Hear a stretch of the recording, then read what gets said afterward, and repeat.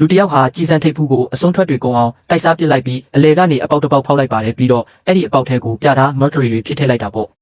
ဂျက်ဆိုတဲ့ဒီလူဟာစနိုက်ပါရိုက်ဖက်တစ်လက်ကိုဘယ်လိုတက်ဆင်ရမလဲဆိုတာကောင်းကောင်းကြီးနားလည်ထားတဲ့သူပါသူဟာဈေးကွက်ထဲကနေတနက်အစိပ်ပိုင်းတွေကိုဝယ်ယူပြီးမိနစ်ပိုင်းတွင်းမှာပဲရိုးရှင်းတဲ့စနိုက်ပါရိုက်ဖက်တစ်လက်ကိုကိုယ်တိုင်ဖန်တီးလိုက်ပါတယ်ဒါပေမဲ့သူ့မှာအတန်တိတ်ပြောင်းစာဗန်ဆိုမရှိသေးဘူးဖြစ်နေတယ်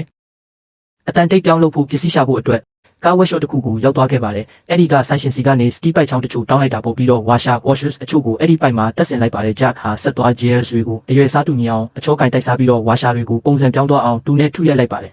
။နောက်ဆုံးမှာတော့ဆက်သွားတွေကိုစတီးပိုက်ထဲထည့်လိုက်ပြီးလက်လုံအတန်တိတ်ပြောင်းတစ်ခုကိုအောင်မြင်စွာဖန်တီးနိုင်ခဲ့တာပေါ့။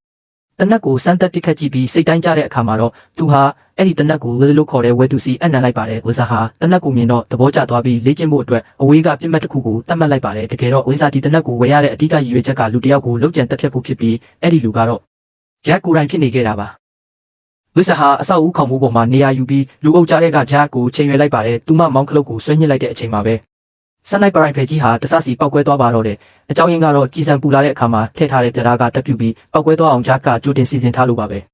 ဂျက်ကတော့ Vice တယောက်သူ့ကိုတက်လိုက်မယ်ဆိုတာကိုအစကတည်းကကြိုသိနေခဲ့တာပဲဖြစ်ပါတယ်